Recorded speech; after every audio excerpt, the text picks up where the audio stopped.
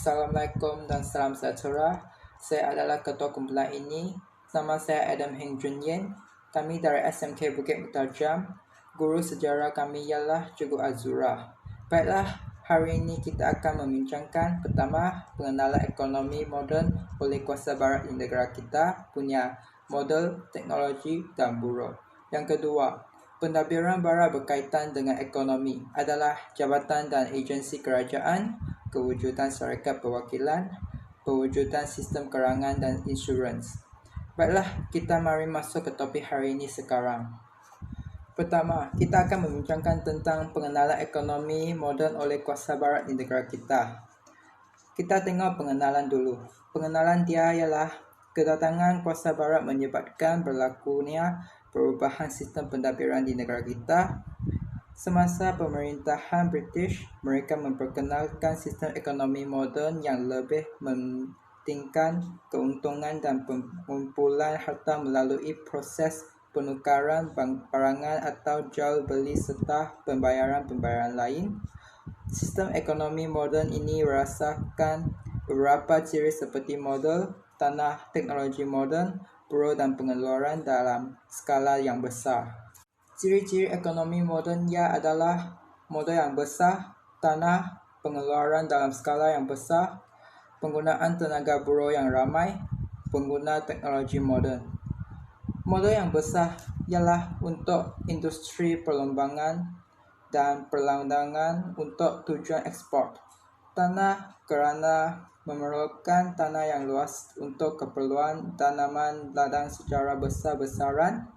Pengeluaran dalam skala yang besar ialah kegiatan ekonomi yang berorientasikan ekspor kerana permintaan yang tinggi pada peringkat antarabangsa.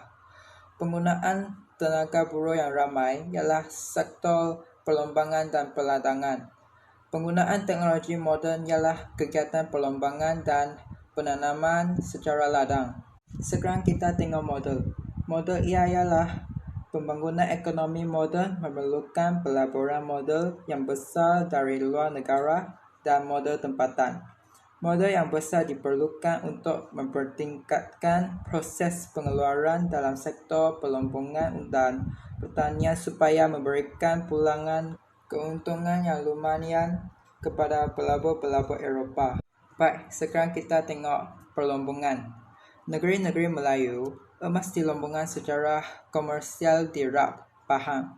Arang batu dilombongan di Batu Arang, Selangor. Biji timah dilombongan di daerah Lukut, Sungai Ujong, Larut dan Klang. Pada tahun 1888, British membuka lubang biji timah bawah tanah yang terpanjang dan terdalam di dunia, iaitu di Sungai Lembing, Pahang. Kawasan lubang biji timah baharu kemudian dibuka di Ampang, Kuala Lumpur dan Lembah Kinta, Perak. Permintaan biji timah yang tinggi di pasaran dunia menyebabkan British mengubah enakmen dan undang-undang bagi menguasai industri biji timah. Antara syarikat perlombangan termasuklah Syarikat Malayan Tin, Dargin dan Gopeng Consolidated. Sarawak. Kegiatan melombang emas dijalankan oleh orang Cina di bawah pada tahun 1820-an. Perlombangan emas kemudiannya diusahakan oleh Syarikat Borneo Berhad. Charles Brooke memberikan hak monopoli melombang antimoni kepada Syarikat Borneo Berhad. Syarikat Borneo Berhad menjalankan kegiatan perlombangan antimoni di Bau dan Kuching. Arang batu dilombang di Sadong dan diusahakan oleh Syarikat Borneo Berhad. The Anglo-Saxon Petroleum Company melabur dalam perlombangan petroleum di Sarawak pada tahun 1882. Petroleum dijumpai di Miri pada tahun 1910. Kilang menepis minyak didirikan di Lutung Miri. Sabah. Kegiatan melombong emas dijalankan di Sungai Segama oleh orang Cina. Syarikat Borneo Utara British membawa masuk pemodal Eropah yang memperkenalkan teknologi baharu dalam melombang emas. Arang batu dilombang di Selimpopon, Sandakan dan Labuan. Pelabuhan ini diusahakan oleh syarikat Kawi Harbour Coal. Seterusnya, kami meneruskan skrin kepada Jane. Baiklah, terima kasih kepada Adam. Nama saya TJ Ying. Seterusnya, kita akan bincangkan tentang pertanian komersial. Mari kita mulakan. Apabila British menguasai negara kita, mereka memerlukan hasil tempatan untuk diperdagangkan seperti lada hitam, buah pala, cengkeh, pinang, gambir. Kerana harganya tinggi di pasaran dunia. Dalam negeri-negeri Melayu, terdapat lada hitam, cengkeh, buah pala di Pulau Pinang dan Singapura. Anda boleh lihat maklumat yang di bawah untuk mengetahui hasil tempatan di negeri-negeri Melayu. Seterusnya, kita akan pergi ke Sarawak. Sarawak juga terdapat lada hitam di Kuching dan Maridong.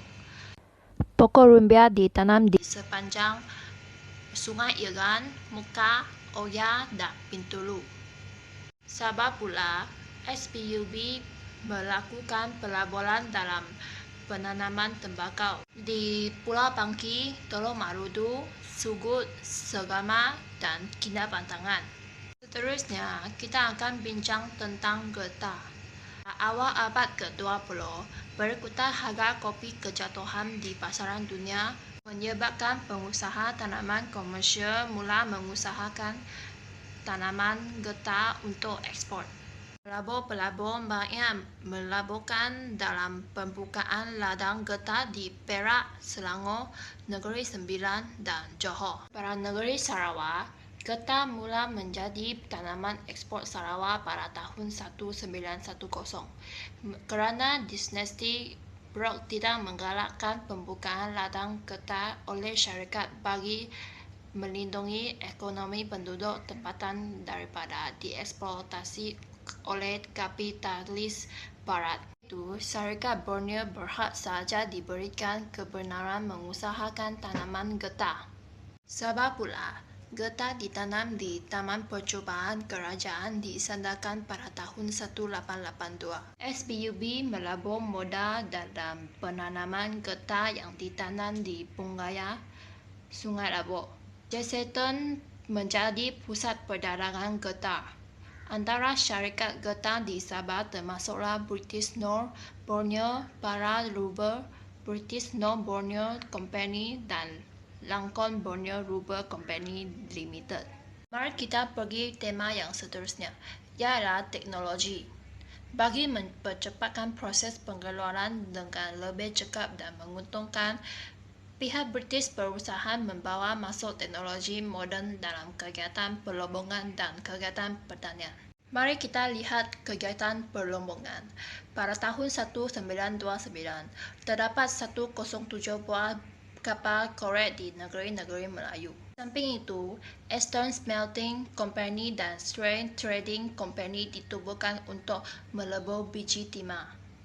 Sarawak pula, antimoni di Lombong di Bau dan Kuching dan dipasarkan ke Singapura. Jom kita pergi bahagian yang akhir sekali, adalah negeri Sabah.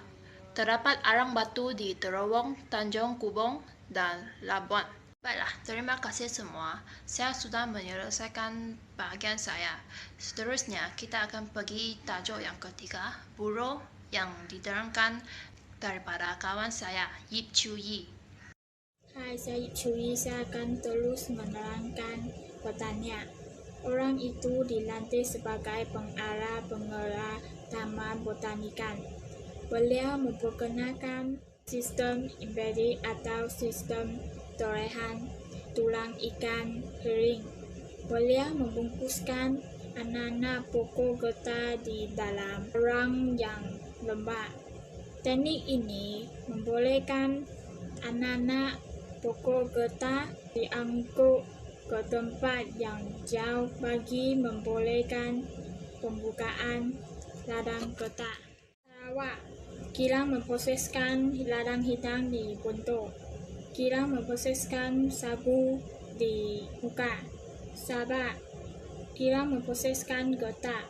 Buro Pelambungan Negeri-Negeri Melayu, Pembangunan dan Perpustakaan ekonomi menyebabkan British mengalahkan kemasukan burung asis untuk mengisi kekosongan pekerja di kawasan pelabuhan Biji Timah.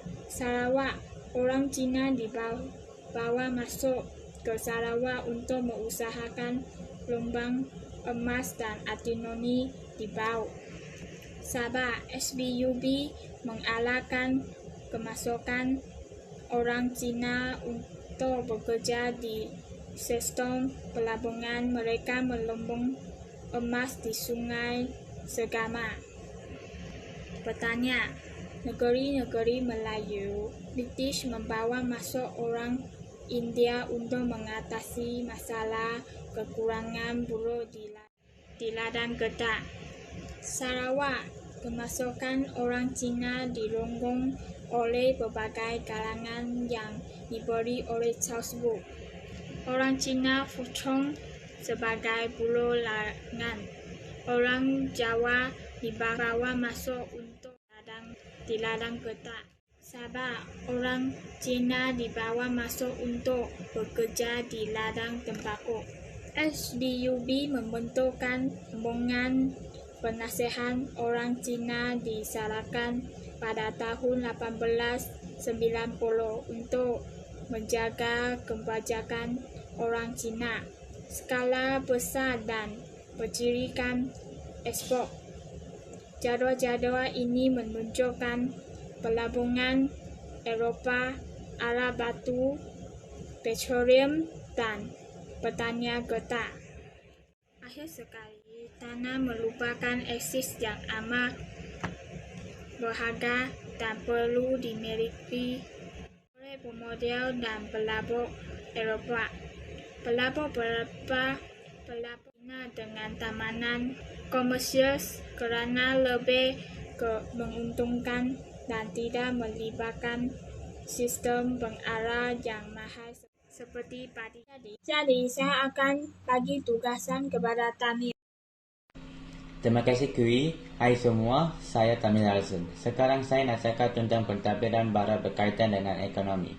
Pengenalannya, British memperkenalkan sistem pentadbiran moden berkaitan dengan ekonomi di negara kita, iaitu mewujudkan jabatan atau agensi kerajaan, mewujudkan syarikat perwakilan dan menubuh sistem kewangan dan insurans. Seterusnya, saya nak cakap berkaitan dengan perundangan. Ia adalah mengenai menjalankan abad ke-19. Berlaku banyak perubahan di negara kita akibat pembukaan lombong Biji Timah dan pembukaan ladang getah pemodal Eropah. Mereka menawarkan harga yang tinggi untuk membeli tanah masyarakat tempatan. Sekarang saya nak cakap tentang negeri-negeri Melayu. Pada tahun 1913, Majlis Mesyuarat Persekutuan melulus Akta Tanah Simpanan Melayu. Kerana ini, residen boleh mengisyakan mana-mana tanah dalam sesebuah negeri sebagai hak orang Melayu. Tanah tersebut tidak boleh dijual, dipijak gadai atau dipindah milik kepada orang bukan Melayu. Akta ini sebenarnya bertujuan untuk melindungi kepentingan ekonomi British. Kebanyakan kawasan tanah tersebut tidak subur dan tidak sesuai untuk kegiatan pertanian atau ekonomi perladangan. Sekarang saya nak cakap tentang Sarawak. Sarawak adalah hak milik tanah simpanan pribumi ditawarkan pada tahun 1931. Maklumatnya untuk melindungi kepentingan masyarakat pribumi daripada dicerohi oleh kaum pendatang yang membuka tanah untuk pertanian. Pada tahun 1933, Land Settlement Order dikuatkuasakan untuk melindungi masyarakat pribumi. Kedua-dua undang-undang tanah ini menjadi rujukan bagi pelaksanaan Land Order 1948. Tanah Sarawak dibahagikan kepada kawasan tanah campuran, kawasan tanah pribumi, kawasan tanah adat pribumi dan kawasan tanah pendalaman. Dan Sabah urus jaga tanah antara pribumi dengan orang Eropah sebelum tahun 1888 dianggap tidak sah. Pada tahun 1889, proklamasi tidak pelindung hak pribumi telah ditawarkan. Di bawah akta ini, langkah untuk melindungi hak kepentingan pribumi dilaksanakan. Segala urus niaga dengan orang Eropah, ketua pribumi mestilah diberitahu terlebih dahulu. Penduduk pribumi mempunyai hak untuk memohon dan mendapatkan ganti rugi. Pegawai daerah bertanggungjawab untuk menjaga hak milik tanah pribumi. Sekarang saya nak cakap berkaitan dengan buruh. Perkembangan pesat dalam perusahaan biji timah dan getah menyebabkan British menggalakkan kemasukan buruh dari China dan India. Tenaga buruh dari China dibawa masuk bekerja di lombong biji timah melalui sistem kontrak. Buruh dari India pula dibawa masuk secara beramai-ramai untuk bekerja di ladang getah melalui sistem Kangani. Melalui sistem kontrak, buruh dari China dibawa masuk ke negara kita oleh pihak majikan. Tambang perjalanan, makanan, pakaian, dan tempat tinggal disediakan oleh majikan. Sistem Kangani. Kangani bermaksud ketua, tandil atau mandur di ladang getah. Pemilik ladang menghantar Kangani ke India untuk mencari buruh. Kangani mengurus tambang perjalanan buruh tersebut ke ladang majikan. Pada tahun 1877, British menubuhkan Jabatan Hal Ehwal China, Chinese Protectorate, bagi melindungi buruh-buruh dari China dieksploitasi oleh mana-mana pihak. Pada tahun 1882, Ordinan Buruh kontrak diluluskan untuk melindungi pekerja. Pada tahun 1908, Majlis Perundangan Singapura menubuhkan tabung imigran India untuk memberikan kemurahan berlayar dengan percuma kepada buruh-buruh India dari Madras ke negeri-negeri Melayu. Baiklah, terima kasih. Kemudian, kita akan mengembalikan gambar itu kepada Nicole. Terima kasih Tamil. Halo semua, nama saya Nicole. Saya akan memperkenalkan jabatan dan agensi kerajaan, kewujudan syarikat perwakilan, perwujudan sistem kewangan dan insurans kepada anda. Pada tahun 1872, British telah menubuh Jabatan Kerja Raya. Jabatan ini membina bangunan Sultan Abdul Samad, Karkosa dan lain. Pada tahun 1905, British menubuhkan Jabatan Pertanian untuk membuat penyelidikan tanaman, menyediakan pakar teknikal kepada pengusaha ladang dan pekebun kecil. Kesan peningkatan permintaan industri getah, British menubuhkan Institut Penyelidikan Getah Melaya pada tahun 1926. Bagi meningkatkan keberkesanan sistem pengairan, British menubuhkan Jabatan Parit dan Tali Air. Jabatan Pos dan Telegraf dan Jabatan Kereta Api Tanah Melayu pula ditubuhkan untuk melincingkan sistem pengangkutan dan perhubungan di negara kita. Sarawak dan Sabah juga terdapat penubuhan jabatan kerajaan bagi kemudahan perkhidmatan pos dan telegraf serta kegiatan pertanian. Seterusnya, marilah kita bincang tentang kewujudan syarikat perwakilan ini. Pemodal British dan Eropah membawa masuk modal asing yang besar ke negara kita. Mereka telah mengimport barangan secara terus dari negara-negara tertentu. Peranan ini dimainkan oleh syarikat perwakilan. Syarikat perwakilan dikenali juga dengan nama gedung perwakilan atau Crown Agent. Mereka memiliki rangkaian sistem keuangan, insurans, syarikat perkapalan, pusat penyelidikan dan menjalankan perdagangan antarabangsa. Syarikat perdagangan seperti Bostik & Company, Bostik Battery dan lain mempunyai hubungan yang erat dengan kerajaan pada peringkat tempatan maupun antarabangsa. Selain itu, kita bincangkan mengenai perwujudan sistem kewangan dan insurans. Kuasa Barat telah memperkenalkan penggunaan mata wang asing di negara kita. Mata wang perak Sepanyol diperkenalkan pada tahun 1580 dan telah digunakan di negeri-negeri Melayu dan negeri-negeri Selat. Pada tahun 1897, British menubuhkan Lembaga Pesuruhjaya Wang untuk mengeluarkan wang kertas. Lembaga ini diberikan kuasa mengeluarkan mata wang kertas negeri-negeri Selat, menyebabkan mata wang kerajaan Melayu terhapus. Pada tahun 1939, dolar Selat digantikan dengan dolar Malaya. Kepetasan ekonomi di negara kita menyebabkan British memperkenalkan sistem kewangan moden untuk melincingkan urusan kewangan. British menubuhkan sistem perbankan supaya modal dari luar negara dapat disalurkan ke negeri-negeri Melayu dengan mudah. British melakukan perubahan dalam sistem pentampilannya bagi meneruskan kegiatan ekonomi dengan cekap. Oleh itu, jelas menunjukkan kepentingan memanfaatkan kekayaan negara melalui pemufakatan semua pihak untuk membangun negara. Baiklah, terima kasih semua. Saya telah menyelesaikan bahagian. Kita akan mengembali gambar itu kepada Adam. Baiklah, hari ini video kami sampai sini. Saya harap anda menyukainya. Bye-bye.